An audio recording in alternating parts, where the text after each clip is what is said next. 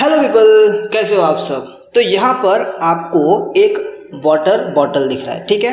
इस water bottle के अंदर क्या है? पानी है।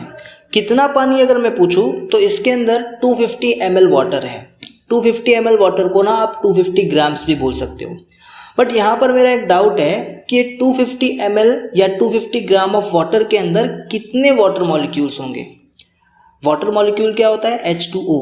तो ये जो 250 ml वाटर आपको दिख रहा है, इसके अंदर कितने वाटर मॉलिक्यूल्स होंगे, ये मेरा डाउट है।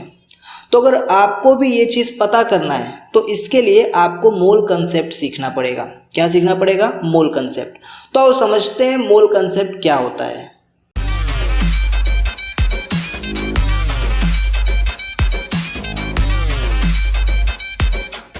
So hello people, welcome back to the new video lecture of Halwa physics. और आज की इस वीडियो लेक्चर में हम समझने वाले हैं मेजरमेंट ऑफ मैटर, जो कि क्लास 9th का टॉपिक है और ये है उसका लेक्चर नंबर 5।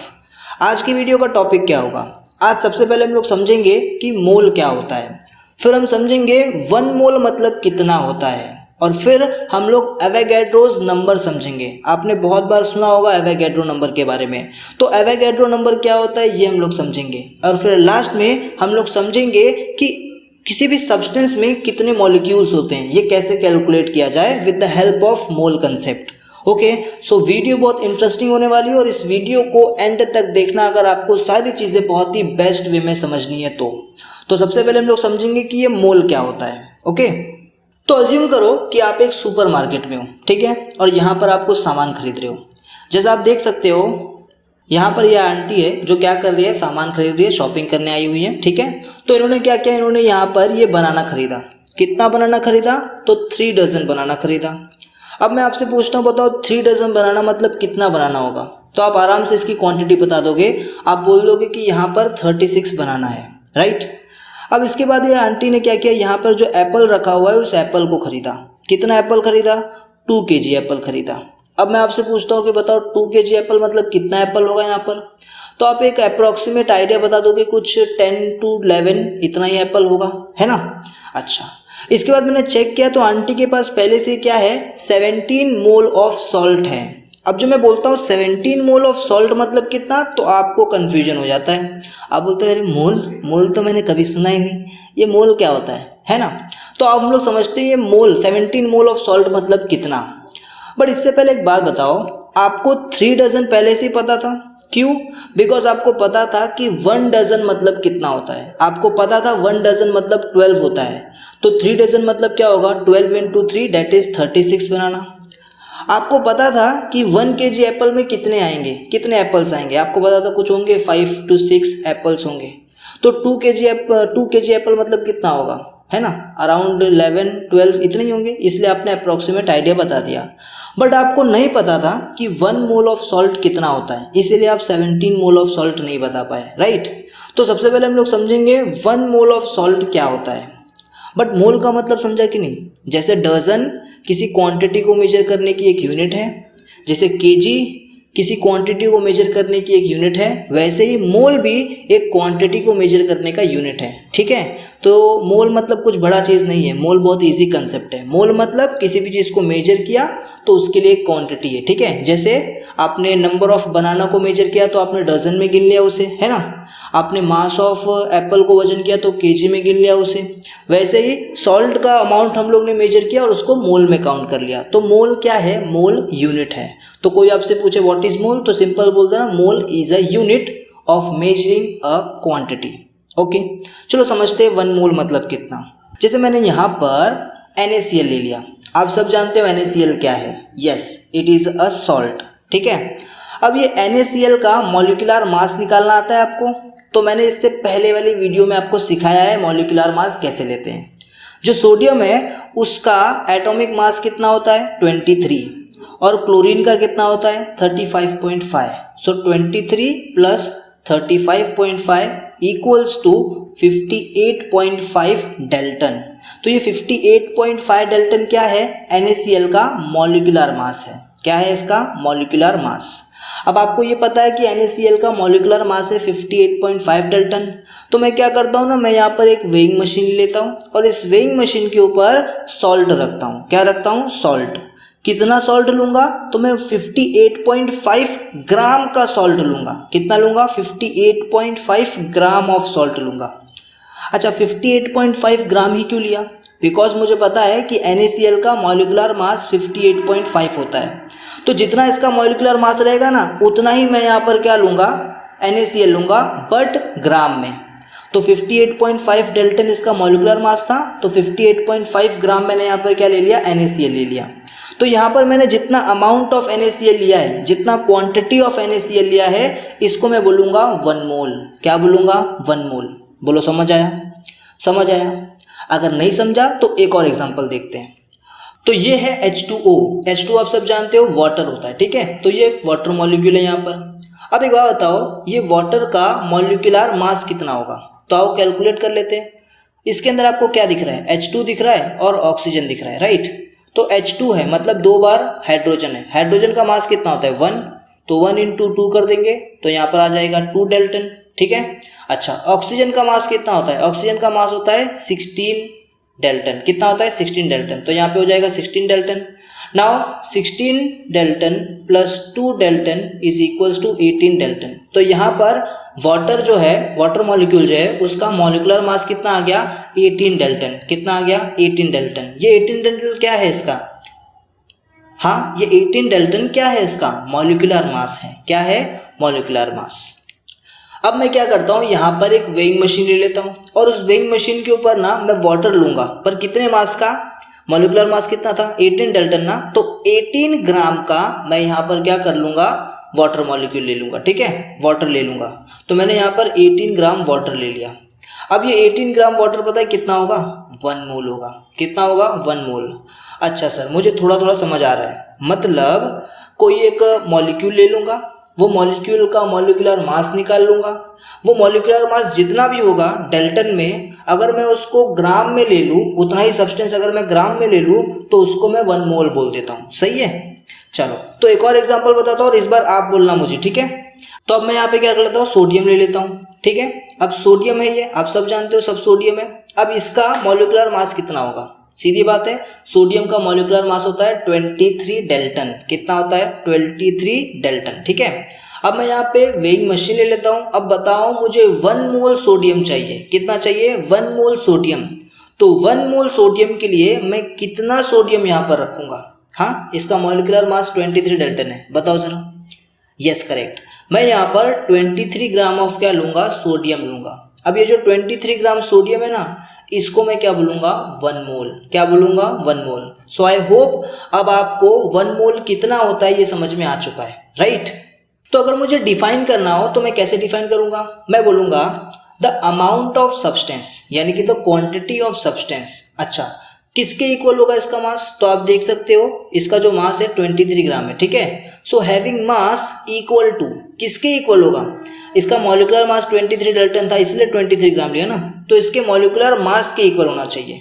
तो मैं बोलूँगा the amount of substance having mass equal to, किसके इक्वल, इट्स मॉलिक्यूलर मास के इक्वल, ठीक है। इट्स मॉलिक्यूलर मास किसमें, लेकिन ग्राम में, किसमें, ग्राम में।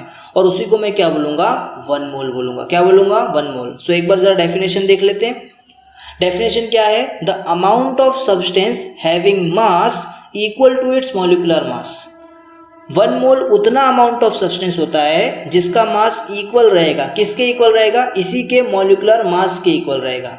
इसका मॉलिक्यूलर मास लेकिन किसमें, ग्राम में लेने का, ठीक है। तो यहाँ पर 23 डेल्टन था, तो मैं 23 ग्राम अगर ले लेता हूँ तो ये 23 ग्राम क्या हो जाएगा, 1 मोल हो जाएगा। क्या हो जाएगा, 1 मोल।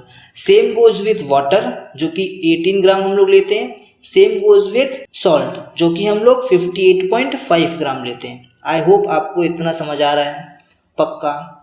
चलो आगे बढ़ते हैं। अब आपको पता है 23 ग्राम मतलब क्या होगा, 23 ग्राम ऑफ सोडियम मतलब क्या होगा, 1 मोल। आपको पता है 18 ग्राम ऑफ वाटर मतलब क्या होगा, 1 मोल। आपको पता है 58.5 ग्राम ऑफ सॉल्ट कितना होगा, 1 मोल। सही बात है। अच्छा ये तीनों की तीनों क्या है, यहाँ पर 1 मोल है। ये सोडियम भी 1 मोल लिया है मैंने, ये वाटर भी 1 मोल लिया है मैंने, और ये सॉल्ट भी 1 मोल लिया है मैंने। तीनों का आप देख रहे हो, तीनों के तीनों ना 1 मोल है, बट तीनों का जो मास है ना ग्राम में, वो अलग अलग दिखाई दे रहा है। यानी कि अलग अलग सब्सटेंस के लिए, ध्यान से सुनो, अलग अलग सब्सटेंस के लिए 1 मोल में अलग अलग मास भी होगा, समझे कि नहीं। तो यहाँ पर मैं ऐसा बोल सकता हूँ 1 mole quantities of different substance. सुनो ध्यान से, 1 मोल की जो क्वांटिटी है अलग अलग सब्सटेंस की, यहाँ पर देखो अलग अलग सब्सटेंस है और सबका 1 मोल की क्वांटिटी है। तो 1 mole quantities of different substance have different masses measured in gram. इन सब का जो मासेस है वो डिफरेंट होगा, अलग अलग होगा ग्राम में। समझ में आ रहा है कि नहीं। तो डिफरेंट सब्सटेंस के लिए जो 1 मोल की क्वांटिटी होगी वो अलग अलग होगी ग्राम्स में, वही यहाँ पर दिया हुआ है। बोलो समझे ये चीज़, ये पॉइंट समझ गए क्या? पक्का। चलो आगे बढ़ते हैं। अब आपको एक क्वेश्चन पूछता हूँ मैं, ध्यान से सुनना और इसका आंसर बताना। 1 mole of carbon dioxide grams में कितना होगा? बताओ। अगर मैंने 1 मोल ऑफ कार्बन डाइऑक्साइड ले लिया तो ग्राम्स में कितना होगा वो, ठीक है बताओ। चलो आपके पास ऑप्शन है, एक 32 ग्राम, दूसरा ऑप्शन 44 ग्राम, तीसरा ऑप्शन 32 डेल्टन और फोर्थ ऑप्शन है 44 डेल्टन। जो भी इसका करेक्ट आंसर है मुझे नीचे कमेंट करके बताओ जल्दी से। अगर आपको कंसेप्ट समझ गया है तो आप लोग इसका आंसर दे सकते हो, और अगर कंसेप्ट नहीं समझा है तो वीडियो रिवाइंड करो और एक और बार अच्छे से सुनो, अच्छे से देखो, आपको पक्का समझ में आएगा, ठीक है। तो चलो आगे बढ़ते हैं अभी और समझते हैं 17 मोल ऑफ सॉल्ट मतलब कितना होता था, ठीक है, कितना ग्राम होता था। ध्यान से सुनो। हम लोग वापस आ जाते हैं मार्केट में, ठीक है। यहाँ पर ये आंटी ने क्या किया था, 17 मोल सॉल्ट लिया था, और मैंने आपको बोला था अगर आपको 17 मोल सॉल्ट मतलब कितना सॉल्ट होता है ये पता करना है तो आपको मालूम होना चाहिए कि 1 मोल सॉल्ट मतलब क्या है ना। तो आपको पता है कि 1 मोल सॉल्ट का मतलब होता है 58.5 ग्राम। सही बात है, क्लियर है यहाँ तक? अच्छा, तो आपको 36 बनाना है ये कैसे पता चल गया था उस समय? हाँ, 36 बनाना है ये कैसे पता चल गया था आपको? क्योंकि आपको पता है कि 1 डजन बनाना में कितना होता था। 1 डजन बनाना के अंदर कितना होते हैं, 12 बनाना होते हैं। सही बात है। तो आपने क्या किया, 12 को 3 से मल्टीप्लाई कर दिया और आपको मालूम पड़ गया कि आपके पास 36 बनाना है। तो सेम वही चीज़ करना है। आपको पता है 1 मोल मतलब कितना होता है, 58.5 ग्राम। तो आप 58.5 ग्राम को क्या कर दो, 17 से मल्टीप्लाई कर दो, जितना आपने खरीदा। तो आपको जो आंसर मिलेगा वही क्या होगा, 17 मोल सॉल्ट का आंसर, ठीक है। 17 मोल सॉल्ट कितना होता है ये आपको मालूम पड़ जाएगा। तो हम लोग क्या करेंगे, सिंपली 58.5 ग्राम को 17 से मल्टीप्लाई करेंगे तो हमको आंसर मिलता है 994.5 ग्राम, जो कि अप्रॉक्सीमेटली इक्वल है 1 kg के। इसका मतलब क्या हुआ, इसका मतलब ये आंटी ने 1 kg सॉल्ट खरीदा है यहाँ पर। तो देखा आपने, 17 मोल सॉल्ट का मतलब कितना होता है, 1 kg होता है, ठीक है। बट ये जो मोल वाला चीज़ है ना, मोल वाला जो यूनिट है, ये हम लोग क्या करते हैं ना, डेली लाइफ में यूज़ नहीं करते, इसलिए जल्दी किसी को समझता नहीं है। तो इसका यूज़ कहाँ है? इसका यूज़ केमिस्ट्री में आएगा। जब आप हायर स्टैंडर्ड्स में जाओगे, आप क्लास 11th में जाओगे, क्लास 12th में जाओगे, तो वहाँ पर आप क्या करोगे, इस मोल कंसेप्ट का यूज़ करोगे। वहाँ पर टीचर्स आपसे बोलेंगे कि 1 मोल सॉल्ट ले लो, तब आप ये मत पूछना कि 1 मोल सॉल्ट मतलब कितना होता है। आपको पता होना चाहिए कि 1 मोल सॉल्ट मतलब 58.5 ग्राम होता है। क्यों? बिकॉज सॉल्ट का जो मॉलिक्यूलर मास है वो 58.5 डेल्टन होता है। तो 58.5 डेल्टन को आप क्या कर लोगे, ग्राम में ले लोगे, तो 58.5 ग्राम हो जाएगा और यही आपका 1 मोल है। समझ गए? क्लियर है यहाँ तक? चलो आगे बढ़ते हैं। अब एक बात बताओ, अगर मैंने इसी सॉल्ट को 117 ग्राम ले लिया, कितना, 117 ग्राम, तो 117 ग्राम का मतलब कितना मोल होगा? सोचो जरा, 117 ग्राम का मतलब कितना मोल होगा यहाँ पर, हाउ मेनी मोल्स, ठीक है। तो आओ जरा इसे कैलकुलेट करना सीखते हैं। हम लोग समझते हैं कि हमारे पास अगर कोई एक पर्टिकुलर ग्राम में कोई एक कंपाउंड दे दिया जाएगा और उसके अंदर हमको ये पूछा जाए कि बताओ कितना मोल है ये, तो हम लोग कैसे कैलकुलेट करें। तो ये कैलकुलेट करने के लिए हमारे पास एक फॉर्मूला है, आओ जरा उस फॉर्मूला को देखते हैं। तो फॉर्मूला है number of moles is equals to mass of substance in gram divided by molecular mass of substance. याद रखना, जो नंबर ऑफ मोल्स है ना उसको हम लोग क्या करते हैं, स्मॉल n से रिप्रेजेंट करते हैं, ठीक है। तो मास ऑफ सब्सटेंस जो है हम लोग क्या लेंगे, ग्राम में लेंगे, और मॉलिक्यूलर मास ऑफ सब्सटेंस है उससे इसको डिवाइड कर देंगे।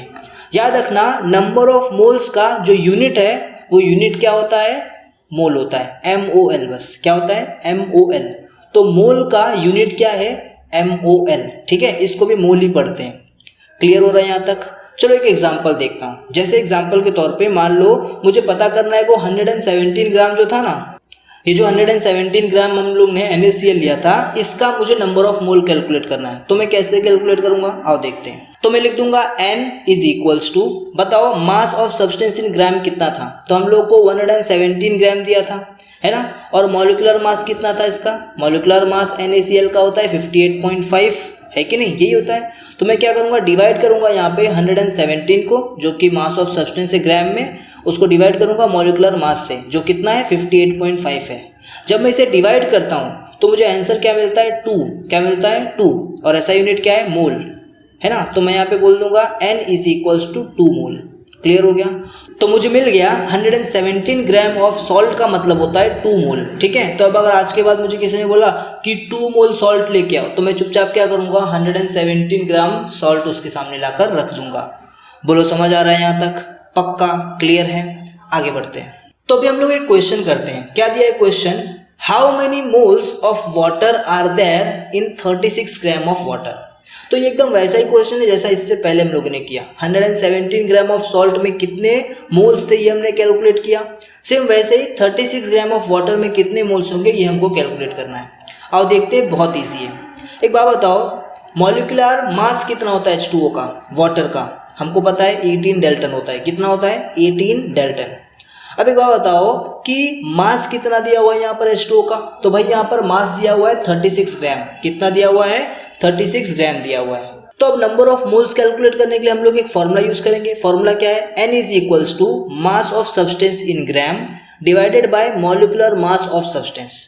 तो मुझे एक बात बताओ, यहाँ पर मास ऑफ सब्सटेंस इन ग्राम कितना है सर, 36 है। मॉलिक्यूलर मास ऑफ सब्सटेंस कितना है, 18 है। तो मैं 36 को 18 से क्या कर दूंगा, डिवाइड कर दूंगा।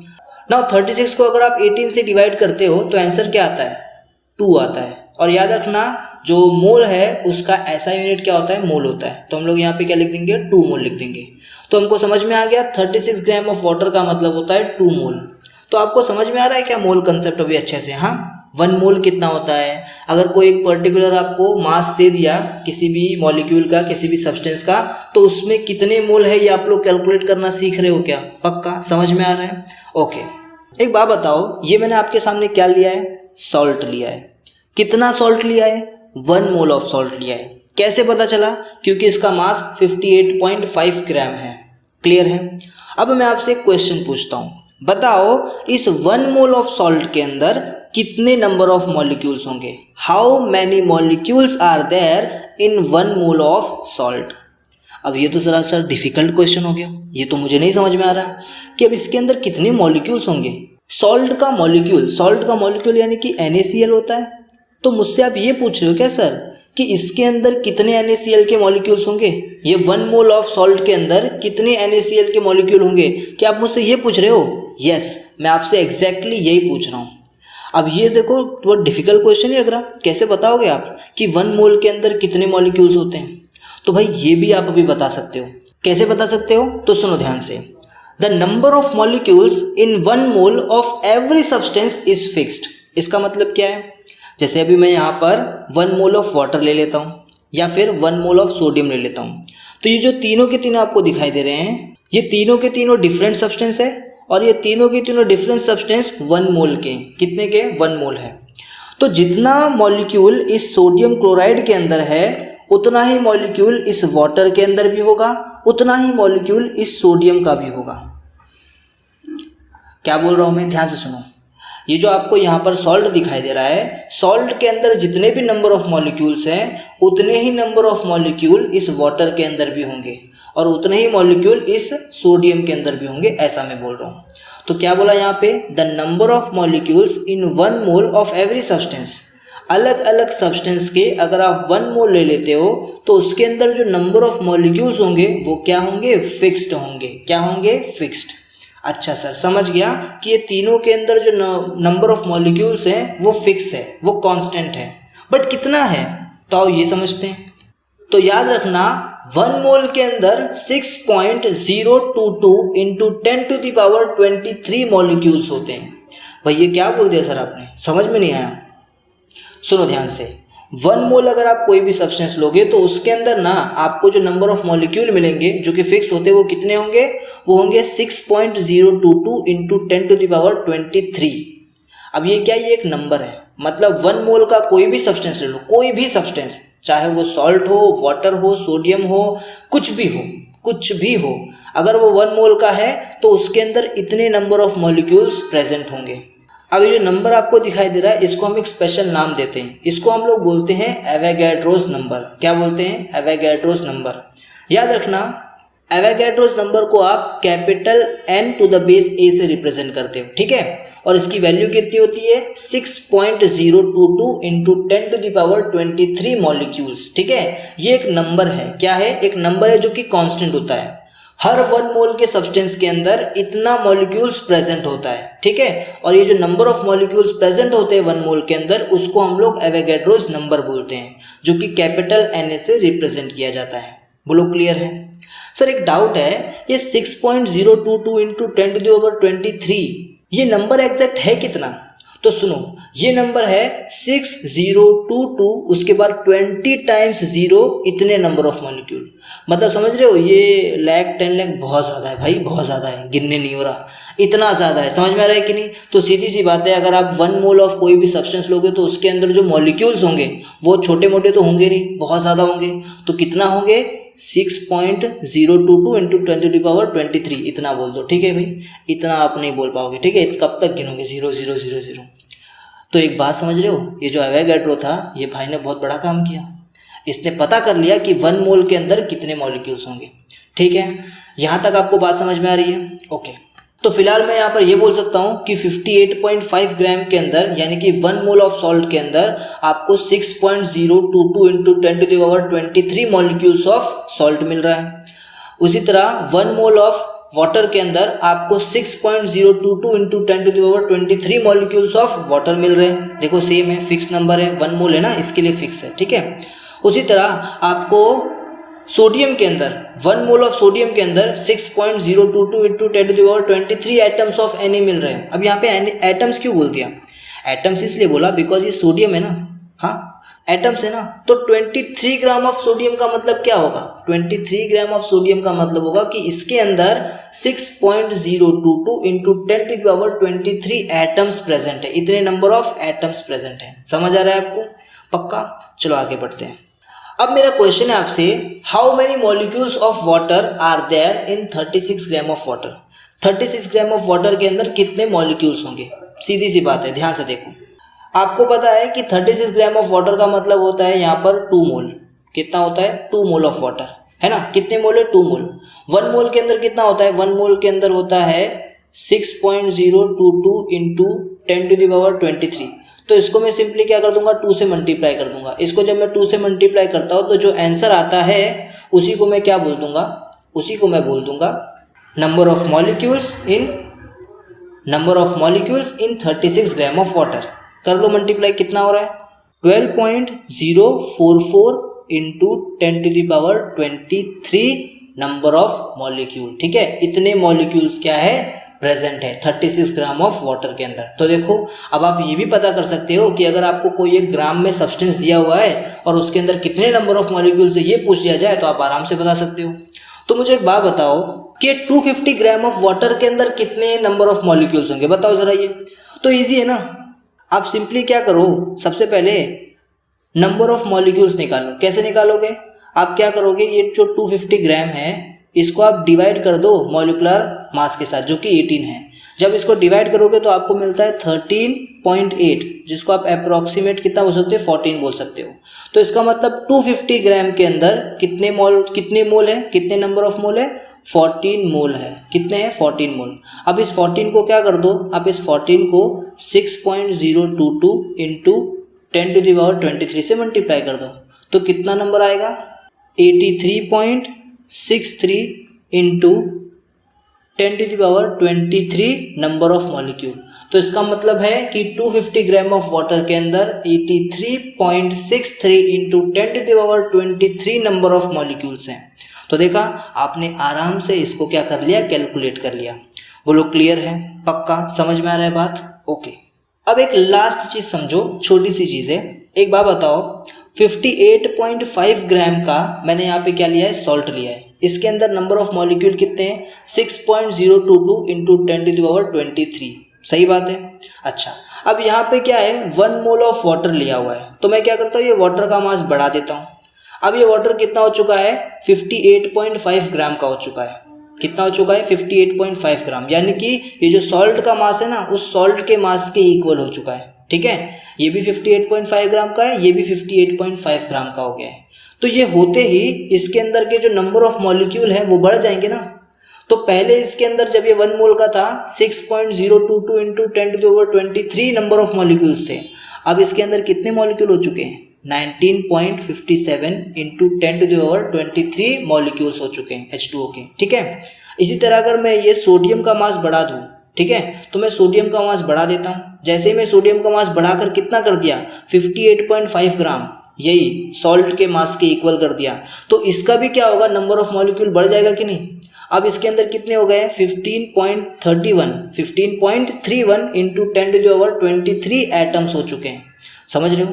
तो यहाँ पर एक बात आपको समझ में आ रही है कि अगर मैं डिफरेंट सब्सटेंस यहाँ पर कंसिडर करूँ सेम मास का, ध्यान से सुनो, मैं डिफरेंट सब्सटेंस यहाँ पर ले रहा हूँ सेम मास का, सबके सब देखो 58.5 ग्राम 58.5 ग्राम 58.5 ग्राम ले रहे हैं, बट इसके अंदर जो नंबर ऑफ मॉलिक्यूल्स है वो क्या है, डिफरेंट है। क्या है, डिफरेंट है।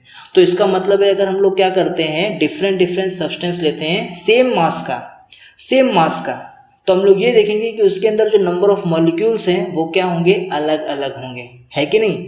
तो इससे मैं ये बोल सकता हूँ कि the number of molecules in equal masses, देखो सबके सब क्या है, इक्वल मासेस है, तो इसके अंदर जो नंबर ऑफ मॉलिक्यूल होंगे वो क्या होंगे, डिफरेंट होंगे। क्या होंगे, different. The number of molecules in equal masses of different substance are different. Clear हुआ, समझ गया। तो अब एक क्वेश्चन का आंसर दे दो मुझे बताओ, how much sodium chloride is present in 0.2 मोल।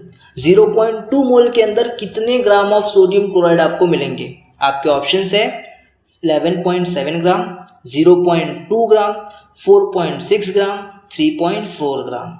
जो भी आपको आंसर लग रहा है ये आंसर मुझे नीचे कमेंट करके बताओ। ठीक है, सो आई होप आपको ये वीडियो लेक्चर पसंद आया होगा, आपको समझ में आ गया होगा मोल के बारे में सारी चीज़ें, मोल कंसेप्ट एकदम बेस्ट वे में आपको समझ में आ गया होगा।